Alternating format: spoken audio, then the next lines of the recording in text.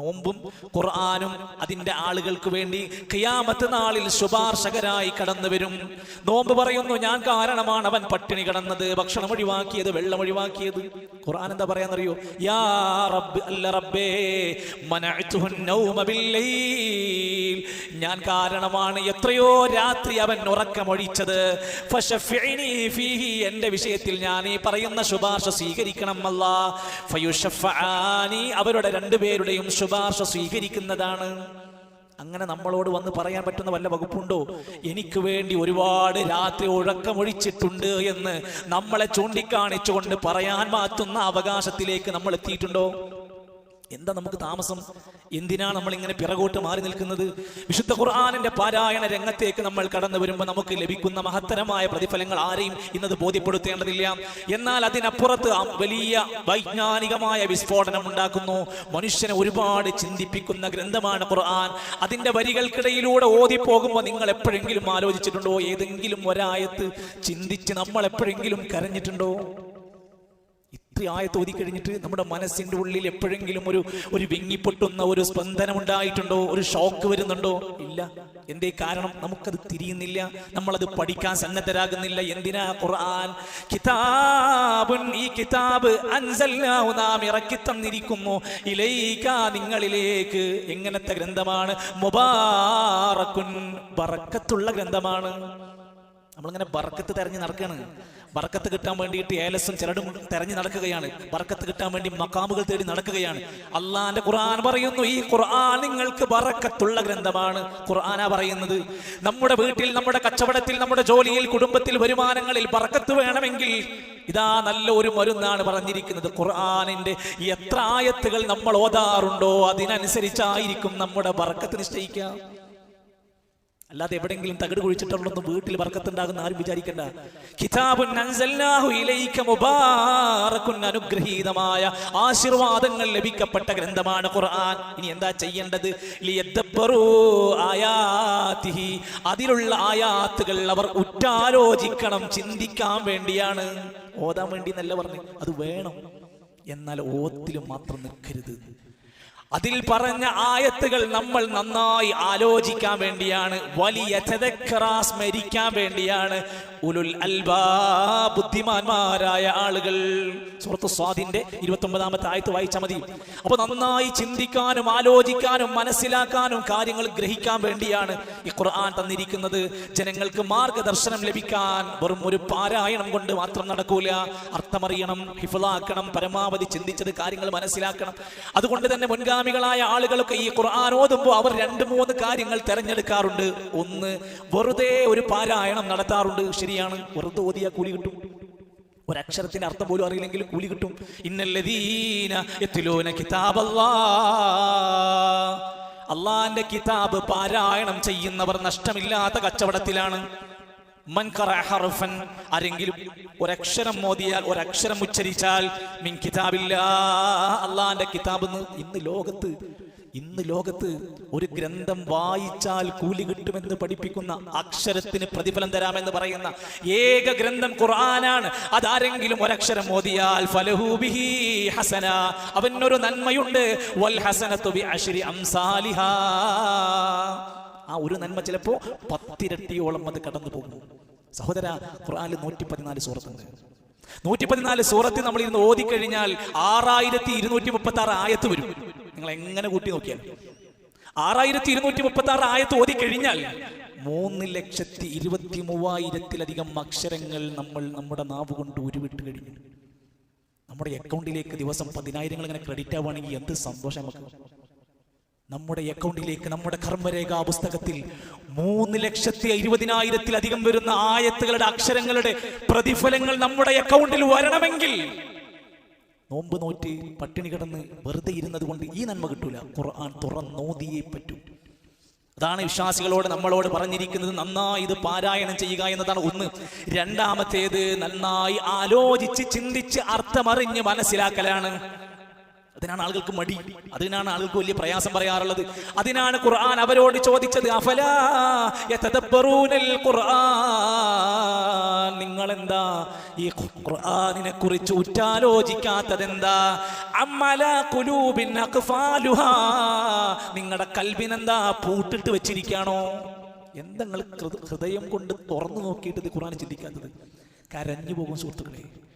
ഖുർആനിലെ ചില പ്രയോഗങ്ങൾ, അതുകൊണ്ടാണ് ചില ഇമാമിങ്ങൾക്ക് ഖുർആൻ ഓതിയിട്ട് മുഴുവനാക്കാൻ പറ്റും. അബൂബക്കർ സിദ്ദീഖ് റളിയല്ലാഹു അൻഹു ഒരു നിസ്കാരം പൂർത്തിയാക്കുന്നതിൻ്റെ ഇടയിൽ 2-3 പ്രാവശ്യം കരഞ്ഞു പോകുമായിരുന്നു.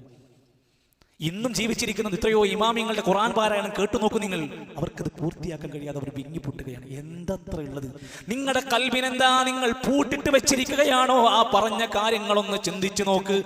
നബി സല്ലല്ലാഹു അലൈഹി വസല്ലം തങ്ങളൊക്കെ ഖുർആൻ ഓതുന്ന രീതി പറഞ്ഞ ഹുദൈഫത്ത് ബിനുൽ യമാൻ റളിയല്ലാഹു അൻഹു പറയാണ്, കാന ഇദാ മർറ ബിആയത്തിൻ ഖൗഫിൻ തഅബ്ബദ, ഖുർആനിൽ ഒരു ആയത്ത് നബി ഇങ്ങനെ ഓതുമ്പോൾ ഭയമുണ്ടാക്കുന്ന, ഭീതി ഉണ്ടാക്കുന്ന ഒരായത്താണെങ്കിൽ നബി തങ്ങൾ അല്ലാഹുവിനോട് കാവൽ ചോദിക്കും, അല്ലാഹുവേ എന്നെ രക്ഷപ്പെടുത്തണേ. നമുക്ക് അങ്ങനെ തോന്നിയിട്ടുണ്ട് എപ്പോഴെങ്കിലും ആയത്ത് ഓതുമ്പോൾ? ഖുർആൻ ഓതിക്കൊണ്ടിരിക്കുമ്പോൾ വഇദാ മർറ ബിആയത്തി റഹ്മത്തിൻ, ഏതെങ്കിലും റഹ്മത്തുമായി ബന്ധപ്പെട്ട അല്ലാഹുവിന്റെ കാരുണ്യവുമായി ബന്ധപ്പെട്ട് പറഞ്ഞ ആയത്ത് വന്നാൽ സഅൽ, അല്ലാഹുവേ എനിക്ക് റഹ്മത്ത് നൽകണേ എന്ന് പ്രാർത്ഥിക്കാറുണ്ടായിരുന്നു. വഇദാ മർറ ബിആയത്തിൻ ഫീഹാ തൻസീഹുല്ലാഹ്, ഒരു ആയത്ത് ഇങ്ങനെ ഓതുമ്പോൾ അല്ലാഹുവിനെ മഹത്വപ്പെടുത്തുന്ന വലിയ ശ്രേഷ്ഠത പറഞ്ഞുകൊണ്ടിരിക്കുമ്പോൾ നബി തങ്ങൾ സബ്ബഹ സുബ്ഹാനല്ലാഹ് എന്ന് പറയാറുണ്ടായിരുന്നു. എന്താ നമ്മൾക്കറിയാത്തത്? എന്താ നമ്മളിങ്ങനെ പ്രാർത്ഥിക്കാത്തത്?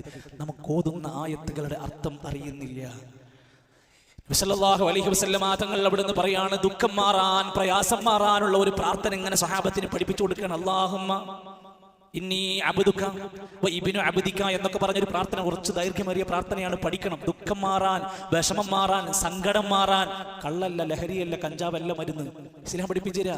ആ പ്രാർത്ഥനയുടെ അവസാനത്തിൽ കാണാം, അല്ലാഹുവേ അൻത ജഅലൽ ഖുർആന റബീഅ ഖൽബി, അല്ലാഹ് ഈ ഖുർആനിനെ എൻ്റെ ഹൃദയത്തിന്റെ വസന്തമാക്കണം അല്ലാഹ്. പറഞ്ഞിട്ടുണ്ടോ? അല്ലാഹ് എൻ്റെ ഹൃദയത്തിന് ഈ ഖുർആനിന്റെ, എൻ്റെ ഹൃദയത്തിന്റെ വസന്തമായിട്ട് ഖുർആനിനെ എനിക്ക് നൽകണം അല്ലാഹ്. വനൂറ സ്വദിരി, എൻ്റെ ഹൃദയത്തിന്റെ പ്രകാശം ഈ ഖുർആനാക്കണം അല്ലാഹ്. വജലാ ഹുസ്നി, എൻ്റെ ദുഃഖങ്ങളെല്ലാം മാറാനുള്ള കാരണമായി ഈ ഖുർആനിനെ നൽകണം അല്ലാഹ്. വജലാ ഹുസ്നി വദഹാബ ഹമ്മി, എൻ്റെ എല്ലാ മനോവിഷമങ്ങളും മാറ്റുന്നതാക്കി ഈ ഗ്രന്ഥത്തെ എനിക്ക് നൽകണേ എന്ന് നബി സല്ലല്ലാഹു അലൈഹി വസല്ലം പ്രാർത്ഥിക്കാറുണ്ടായിരുന്നു. നമ്മൾ ഇരുന്ന് നല്ലോണം ആലോചിച്ച് നോക്ക് സുഹൃത്തുക്കളെ, നന്നായി അർത്ഥമറിഞ്ഞ് ചിന്തിച്ച് ആശയം കണ്ടെത്തി പഠിക്കാൻ എത്ര സൗകര്യങ്ങളുണ്ട് നമ്മുടെ മുമ്പിൽ. QVP എന്ന ഖുർആൻ വിജ്ഞാന പരീക്ഷ എല്ലാ റമദാനിലും നടത്തിക്കൊണ്ടിരിക്കാറുണ്ട്. ഇപ്രാവശ്യം സൂറത്തു നംലിന്റെയും സൂറത്തു ഖസസിന്റെയും ഒക്കെ പാഠഭാഗങ്ങൾ പരീക്ഷയ്ക്ക് വേണ്ടി പഠിക്കുന്നത് പോലെ കൊടുത്ത്, സിലബസ് കൊടുത്ത് പരീക്ഷ നടത്തിക്കൊണ്ട് ഖുർആൻ പഠനത്തിന് വായിക്കാൻ പ്രേരണ കൊടുക്കുന്നു. നമ്മളത് രജിസ്റ്റർ ചെയ്യണം. ഓൺലൈനിൽ വീട്ടിലിരുന്ന് പഠിക്കാൻ അന്നൂർ എന്ന പേരിൽ ഖുർആൻ ഒരു പഠന സംവിധാനമായി പീസ് റേഡിയോ വഴി നമ്മുടെ മുമ്പിലുണ്ട്. എന്തിന്? ദൂരദിക്കുകൾ യാത്ര പോകേണ്ടതില്ലാതെ ഈ പള്ളിയുടെ തൊട്ടു താഴെ എല്ലാ ശനിയാഴ്ചകളിലും പുരുഷന്മാർക്ക് വേണ്ടി ക്ലാസ് നടക്കുന്നു. ഈ പള്ളിയിൽ ഒരുമിച്ച് കൂടിയ നൂറുകണക്കിന് വിശ്വാസികളുടെ മനസ്സിനോട് ചോദിക്കുക, ഈ ജീവിതത്തിന്റെ തിരക്കുകൾക്കിടയിൽ എപ്പോഴെങ്കിലും ഒരു അരമണിക്കൂർ അള്ളാഹു നമ്മളോട് സംസാരിച്ച കലാമ് കേൾക്കാനെങ്കിലും, അധികമൊന്നും വേണ്ട, ഒന്ന് ചിന്തിക്കാൻ വേണ്ടിയെങ്കിലും ഒരു സമയം നമ്മൾ ജീവിതത്തിൽ എപ്പോഴെങ്കിലും കൊടുത്തിട്ടുണ്ടോ? എന്നിട്ട് നമ്മൾ പറയുന്നു ഞാൻ ഖുർആന്റെ ആളാണ്. ശരിക്കും നമ്മൾ നമ്മുടെ മനസ്സിനെ ഊതി പഠിപ്പിക്കുക, ഞാൻ എവിടെയാണ് നിൽക്കുന്നത്. മൂന്നാമത്തേത്, പാരായണം ചെയ്യുമ്പോൾ ശ്രദ്ധിക്കേണ്ട യഥാർത്ഥ പാരായണം. അല്ലദീന ആതൈനാഹുമുൽ കിതാബ്, അവർക്ക് നാം വേദഗ്രന്ഥം കൊടുത്തു. യത്ലൂനഹു, അവർ പാരായണം ചെയ്യും. ഹഖ്ഖ തിലാവതിഹി, യഥാർത്ഥ രൂപത്തിൽ അവർ പാരായണം ചെയ്യും. ഉലൈക യുഅ്മിനൂന ബിഹി, പാരായണം ചെയ്യുന്ന കാര്യത്തിലുള്ളതൊക്കെ അവർ വിശ്വസിക്കുന്നവർ, അംഗീകരിക്കുന്നവരാണ്.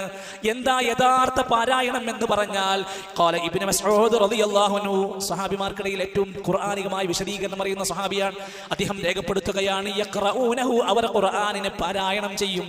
കമാ ഉൻസിൽ, എങ്ങനെയാണോ അല്ലാഹ് അവതരിപ്പിച്ചു തന്നതെങ്കിൽ അതുപോലെ. വലാ യുഹർരിഫൂന, അതിൽ മാറ്റത്തിരുത്തൽ വരുത്തൂല. ഖുർആൻ ദുർവ്യാഖ്യാനിക്കൂല, ഖുർആനെ വളച്ചൊടിക്കൂല.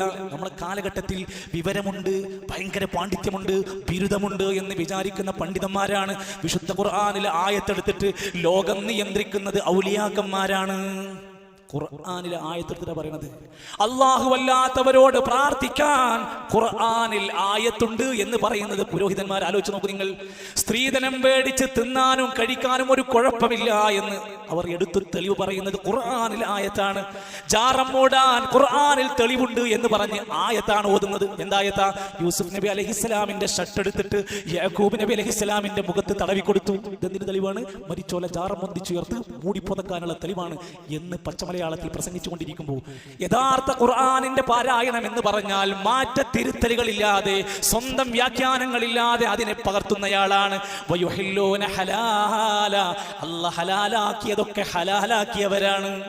പിന്നെ അതിനൊരു ചൊറിച്ചിലുണ്ടാകാൻ പാടില്ല. അല്ലാഹ് ഹലാലാക്കിയോ അത് ഹലാല് തന്നെ, അത് നല്ലത് തന്നെ. വയുഹരിമൂന ഹറാമ, അല്ലാഹ് ഹറാമാക്കിയതൊക്കെ ഹറാമാക്കിയവരാണ്. പാരായണത്തിൽ ശരിക്ക് പാരായണം ചെയ്യുന്നവർ.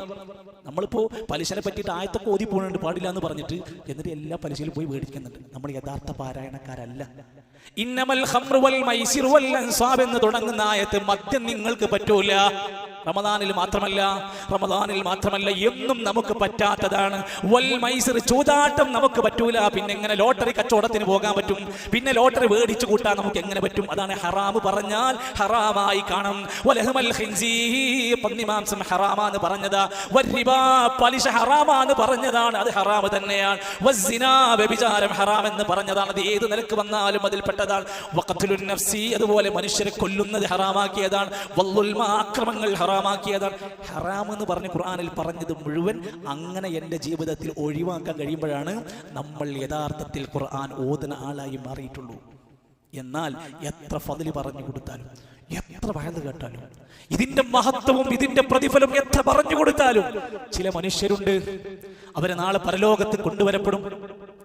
ആ സമയത്ത് റസൂൽ കരീം സല്ലല്ലാഹു അലൈഹി വസല്ലം അങ്ങനെ വിലപിച്ച് സങ്കടത്തോടെ പറയും, വഖാല റസൂലു യാ റബ്ബി ഇന്ന ഖൗമി ഇത്തഖദൂ ഹാദൽ ഖുർആന മഹ്ജൂറാ. റസൂൽ വന്ന് പരലോകത്ത് വന്ന് സംസാരിക്കുകയാണ്, റബ്ബേ എന്റെ കൗമിൽപ്പെട്ട ഈ മനുഷ്യന്മാർ ഈ ഖുർആനിനെ തള്ളിക്കളഞ്ഞല്ലോ, ഖുർആനിനെ അവർ മാനിച്ചില്ല. ഇബ്നു കസീർ റഹ്മത്തുള്ളാഹി അലൈഹി പറയാണ്, ഓതൂല, പഠിക്കൂല, ഹിഫ്ളാക്കൂല, ചിന്തിക്കൂല, പ്രവർത്തിക്കൂല, പ്രചരിപ്പിക്കൂല, ഒരു ബന്ധം ഖുർആനുമായി ഇല്ലാത്ത മനുഷ്യരുണ്ടല്ലോ, അവരിതിനെ തള്ളിക്കളഞ്ഞല്ലോ എന്ന് വിലപിച്ചുകൊണ്ട് നബി കരീം സല്ലല്ലാഹു അലൈഹി വസല്ലം പറയുന്ന രംഗം ഇന്ന് നമ്മൾ ആലോചിക്കേണ്ടത്, ഞാൻ അവിടെയാണോ എൻ്റെ സ്ഥാനം എന്ന് നല്ലോണം നമ്മൾ ചിന്തിക്കുക. നമ്മൾ ഇത്രമാത്രം പുരോഗതിപ്പെട്ട സൗകര്യങ്ങളുള്ള, വീട്ടിലിരുന്ന് ആശ്വാസത്തോടെ ദീന് പഠിക്കാൻ, ഖുർആൻ പഠിക്കാനുള്ള സൗകര്യങ്ങൾ ഉണ്ടായിട്ട് നമ്മൾ എവിടെയാണ് നിൽക്കുന്നത്? ഇതില്ലാത്ത കാലത്ത് മനുഷ്യരെങ്ങനെയായിരുന്നു? മഹാനായ ഇമാം സുഫിയാനു സൗരി, ആരാ? താബിഈ താബിഈൻ എന്ന് വിശേഷിപ്പിക്കുന്ന ഹിജ്റ 161 മരണപ്പെട്ട കൂഫയിലെ പ്രസിദ്ധനായ ഫഖീഹി പണ്ഡിതനായ മുഫസ്സിറായ മുഹദ്ദിസായ സുഫിയാനു സൗരി റഹ്മത്തുള്ളാഹി പറയാ, ഇദാ ദഖല റമദാൻ മാസം വന്നാൽ തറക ജമീഅൽ ഇബാദ, മറ്റു ആരാധനാ കർമ്മങ്ങളൊക്കെ തൽക്കാലം അങ്ങോട്ട് മാറ്റിവെക്കും. വഅഖ്ബല അലാ ഖിറാഅത്തിൽ ഖുർആൻ, എന്നിട്ട് ഖുർആൻ പാരായണത്തിലേക്ക് മുഴുകും. നമ്മൾ കച്ചവടം എങ്ങനെ പുഷ്ടിപ്പെടുത്താന്ന് ആലോചിച്ചുകൊണ്ടിരിക്കുന്നത്. സുഫിയാനു സൗരി റഹ്മത്തുള്ളാഹി അലൈഹി ചിന്തിക്കണം, മറ്റു ഇബാദത്തുകൾ വരെ മാറ്റിവെച്ച് കൂടുതൽ സമയം എത്ര ഖുർആൻ ഓതാൻ പറ്റുമെന്നവർ ചിന്തിക്കുമായിരുന്നു. ഇമാം ഖതാദ റഹ്മത്തുള്ളാഹി അലൈഹി റമദാൻ അല്ലാത്ത സമയത്ത് യഖ്തിമുൽ ഖുർആന ഫി 7 ദിവസം കൊണ്ട് ഖുർആൻ ഖത്മ ചെയ്തിരുന്നു. 7 ദിവസം കൊണ്ട്. റമദാനാണെങ്കിൽ ഫി സലാസിൻ 3 ദിവസം കൊണ്ട് ഖത്മ ചെയ്യാൻ നോക്കുമായിരുന്നു. അപ്പൊ നമ്മുടെ മനസ്സ് നമ്മളോട് പറയണേ, ഓർക്കൊന്നും വേറെ പണിയില്ല, നമുക്ക് ഒരുപാട് പണിയുണ്ട്. നമ്മൾ നമ്മളെക്കുറിച്ച് കൊച്ചാക്കാൻ, നമ്മൾ നമ്മളെക്കുറിച്ച് തരം താഴ്ത്തുകയാണ്. ഇമാം മാലിക് റഹ്മത്തുള്ളാഹി അലൈഹി, ഇമാം മാലിക് ആരാ? മുവത്ത എഴുതിയ ഹദീസ് പണ്ഡിതനാണ്. അദ്ദേഹത്തിന്റെ കാലത്ത് പറയാം, റമദാൻ മാസം വന്നു കഴിഞ്ഞാൽ മദീന പള്ളിയിൽ ഒരു ദർസ് ഉണ്ടാവാറുണ്ട്, ഹദീസ് ക്ലാസ് ആണ്. റമദാൻ വന്നാൽ ഹദീസ് ക്ലാസ്സുകൾ അവസാനിപ്പിച്ച് ഖുർആൻ പാരായണത്തിലേക്ക് പോകുമായിരുന്നു. നമുക്ക് നമ്മുടെ ഫേസ്ബുക്ക് സ്റ്റോപ്പ് ചെയ്യാൻ കഴിഞ്ഞോ? നമുക്ക് നമ്മുടെ ഇൻസ്റ്റഗ്രാം തൽക്കാലം വേണ്ടെന്ന് വെക്കാൻ കഴിഞ്ഞോ? വേണ്ടാത്ത ഗ്രൂപ്പുകളോട് നോ പറയാൻ കഴിഞ്ഞോ? അതിനുപോലും നമുക്ക് സാധ്യതയില്ലെങ്കിൽ സ്വന്തം ദീന് പഠിപ്പിക്കുന്ന ഹദീസിന്റെ വിജ്ഞാന ശാഖകൾ മാറ്റിവെച്ചിരുന്നുവെങ്കിൽ നമ്മൾ എത്ര പിറകിലാണെന്ന് ഒന്നുകൂടെ ചിന്തിച്ചു നോക്കുക.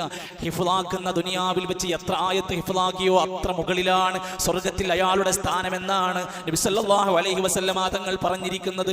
മാത്രമല്ല, വിശുദ്ധ ഖുർആനിന്റെ ശ്രേഷ്ഠത രേഖപ്പെടുത്തിയ പണ്ഡിതന്മാർ ഹസനുൽ ബസരി റഹ്മത്തുള്ളാഹി അലൈഹി പറഞ്ഞു, ജീവിതത്തിന്റെ നീറുന്ന പ്രശ്നങ്ങൾക്കിടയിൽ നീ മധുരം കണ്ടെത്താൻ, ആസ്വദിക്കാൻ പറ്റുമെങ്കിൽ 3 കാര്യങ്ങൾ ഉപയോഗിച്ചോ. ആരാ പറയുന്നത്? 300 സ്വഹാബിമാരെ കണ്ട് ദീന് പഠിച്ച ഹസനുൽ ബസരി തങ്ങളാ പറയുന്നത്. തഫഖദുൽ ഹലാവത ഫീ സലാസ്, 3 കാര്യങ്ങളിൽ നീ മധുരം കണ്ടെത്താൻ ശ്രമിച്ചോ, ആസ്വാദനം കണ്ടെത്താൻ നോക്കിക്കോ. മദ്യമല്ല, കഞ്ചാവല്ല, മ്യൂസിക് അല്ല, DJ പാർട്ടികളല്ല. സുഹൃത്തുക്കളെ, മധുരം നിനക്ക് ലഭിക്കാൻ പറ്റുന്ന 3 വഴി സ്വലാത്ത്, 1 നിസ്കാരങ്ങളിലൂടെയാണ്. വെറുപ്പില്ലാതെ മുഷിപ്പില്ലാതെ എത്ര പേര് ജമാഅത്തായിട്ട് തറാവീഹ് നമസ്കരിക്കുന്നുണ്ട്? നിസ്കാരത്തിലൂടെ ആനന്ദം കണ്ടെത്താൻ ശ്രമിക്കുക. വഫി ദിക്രി, അല്ലാഹുവിലുള്ള ദിക്റുകൾ ചൊല്ലിയിട്ട് നീ ആനന്ദം കണ്ടെത്താൻ ശ്രമിക്കുക. വഫി തിലാവ, ഖുർആൻ ഓതിയിട്ട് നീ മധുരം കണ്ടെത്തി ആസ്വദിക്കാൻ ശ്രമിക്കുക. ഇനിയും എത്ര സംഭവങ്ങൾ നമുക്ക് പറയാനുണ്ട്. മഹാനായ ഉസ്മാൻ ഇബ്നു അഫ്ഫാൻ റളിയല്ലാഹു അൻഹുവിന്റെ ചരിത്രത്തിൽ കാണാൻ സാധിക്കും. അദ്ദേഹം ഒരിക്കൽ സങ്കടത്തോടെ പറയുകയാണ്, ഇന്നി ലഅക്റഹു യൗമാ ഇന്നി ലഅക്റഹു അൻ യഅതി അലയ്യ യൗമുൻ ലാ അൻദുറു ഫീഹി ഇലാ അഹദില്ലാ. അള്ളാന്റെ കിതാബിലേക്ക് തുറന്നു നോക്കാത്ത ഒരു ദിവസമാണ് എൻ്റെ ജീവിതത്തിലെ ഏറ്റവും പ്രയാസകരമായ ജീവിതം. നമുക്ക് എന്തെങ്കിലും ഖുർആൻ ഓതാത്തതിന്റെ പേരിൽ ഒരു ചെറിയ സങ്കടം വന്നിട്ടുണ്ടോ? ഉസ്മാൻ ഇബ്നു അഫ്ഫാൻ റളിയല്ലാഹു അൻഹു പറഞ്ഞു, എൻ്റെ ജീവിതത്തിൽ ഏറ്റവും വിഷമമുണ്ടാക്കുന്ന ദിവസം ഏതാണെന്നറിയോ? ഒരു പേജ് ഖുർആൻ ഓതാത്ത ദിവസമാണ്. ഞാനത് വീണ്ടും പറയാണ്, റമദാൻ വന്നെത്തിയിട്ട് പോലും ഈ നന്മ പഠിക്കാത്ത ശീലിക്കാത്തവരാരെങ്കിലും ഒരാളുണ്ടെങ്കിൽ, ചെറുപ്പക്കാരെ, യുവാക്കളെ, വിദ്യാർത്ഥികളെ, എല്ലാം പറയാം. പരീക്ഷയുണ്ടാകാം, തിരക്കുകളുണ്ടാകാം, രാഷ്ട്രീയ തിരക്കുകളുണ്ടാകാം, കച്ചവട തിരക്കുണ്ടാകാം, എന്തൊക്കെ പറയാനുണ്ടെങ്കിലും അതൊക്കെ മാറ്റിവെക്കാവുന്നതേ ഉള്ളൂ. ഇതതിനേക്കാൾ വിലപിടിച്ചതാണ്. ഉസ്മാൻ ഇബ്നു അഫ്ഫാൻ റളിയല്ലാഹു അൻഹു പറയും, എനിക്ക് ദുനിയാവിൽ 3 കാര്യങ്ങളാണ് ഇഷ്ടമുള്ളത്. ആലോചിക്കൂ. 1, ഇശ്ബാഉൽ ജീആൻ, പാവപ്പെട്ടവന്റെ വിശക്കുന്നവന്റെ വിശപ്പ് മാറ്റി കൊടുക്കലാണ് എനിക്കിഷ്ടം. ഒരു നോമ്പുതുറയുടെ കിറ്റിന് 1500 കൊടുത്തൊരു പാവപ്പെട്ട കുടുംബത്തിന് ഒരു ഇഫ്താർ കൊടുക്കാൻ പറ്റുമോ? നമുക്ക് ഇഷ്ടം ഉണ്ടാവണം. 2, വസ്ത്രമില്ലാതെ കഷ്ടപ്പെടുന്നവന് ഒരു ഷർട്ട് കൊടുക്കാൻ, പുതിയതാവണമെന്നില്ല, ഉപയോഗിക്കാൻ കൊള്ളാവുന്ന വസ്ത്രമില്ലാതെ പ്രയാസപ്പെടുന്നവർക്ക് വസ്ത്രം ധരിപ്പിക്കലാണ് എനിക്ക് ദുനിയാവിലെ ഏറ്റവും ഇഷ്ടമുള്ള കാര്യം. ഈദ് കിസ്വ പോലെയുള്ള സംഭവങ്ങൾ നമ്മുടെ മുമ്പിലുണ്ട്. ഒന്നുമില്ലെങ്കിലും നമ്മുടെയൊക്കെ വീട്ടിൽ പോയി പരിശോധിച്ച് നോക്കി, അലമാരകൾക്കുള്ളിൽ ആർക്കും ഉപയോഗിക്കാൻ പറ്റാത്ത, നമുക്ക് സൈസാകാത്തത് കൊണ്ട് മാത്രം മാറ്റിവെച്ച 10-15 ജോഡി ഉണ്ടാകും അതിനുള്ളിൽ. എന്താ കൊടുക്കുന്നത്? 3, വതിലാവത്തിൽ ഖുർആൻ. എനിക്ക് ഏറ്റവും ദുനിയാവിൽ ഇഷ്ടമുള്ള കാര്യം ഖുർആൻ ഓതലാണ്. സഹാബത്തിന്റെ മാർഗം അവിടെയാണ്. എങ്കിൽ സഹോദരങ്ങളെ, 1400 കൊല്ലം പഴക്കമുള്ള ഈ ഗ്രന്ഥം മാറ്റിവെച്ച് ഞാൻ മാലയുടെ, മുഹിയുദ്ദീൻ മാലയുടെ, റിഫായി മാലയുടെ, മങ്കൂസ് മൗലിദിന്റെ, ഷറഫുൽ-അനാമിന്റെ, ഉത്താറാത്തീബിന്റെ പ്രചാരകനാകുന്നുവെങ്കിൽ അള്ളാഹുവിന്റെ കലാമിനേക്കാൾ എന്തു സ്ഥാനമാണ് നമുക്ക് പറയാനുള്ളത്? ഖുത്ബിയ്യത്ത് എന്നറിയപ്പെടുന്ന മുഹിയുദ്ദീൻ ശൈഖിനെ വാഴ്ത്തുന്ന ആ ഗ്രന്ഥത്തിൽ, മുഹിയുദ്ദീൻ ശൈഖിനെ പറ്റി പരാമർശിക്കുന്ന 1000 തവണ വിളിക്കാൻ വേണ്ടി പറയുന്ന ഖുത്ബിയ്യത്തിൽ അത് ചൊല്ലണമെങ്കിലുള്ള നിബന്ധന 12 റക്അത്ത് നമസ്കരിച്ചു വളുവോടെ അതുപോലെ വേണം അത് ഓതി തുടങ്ങാൻ. അള്ളാന്റെ ഖുർആനിനേക്കാൾ ഖുത്ബിയ്യത്തിന് ലോകത്ത് പ്രചരണം കൊടുത്തുകൊണ്ടിരിക്കുകയാണ് പണ്ഡിതന്മാർ. ഇവിടെയാണ് നമ്മൾ ആലോചിക്കേണ്ടത്, ഞാനും ഈ ഖുർആനും തമ്മിൽ എന്ത് ബന്ധമാണ് ഇതുവരെ ഉണ്ടായിരുന്നത്? ഈ റമദാൻ കഴിയുമ്പോൾ എനിക്കൊരു മാറ്റം എൻ്റെ ഹൃദയമായി, എൻ്റെ ജീവനായി എനിക്ക് തുറന്നു നോക്കാതിരിക്കാൻ പറ്റില്ലെന്ന് സ്വമേധയാ ശീലമാക്കേണ്ടുന്ന ഈ അത്ഭുത ഗ്രന്ഥത്തെ അടുത്തറിയാനുള്ള എല്ലാ നന്മകളും ഉപയോഗപ്പെടുത്തുക. അള്ളാഹു നമ്മെ സഹായിക്കുമാറാകട്ടെ.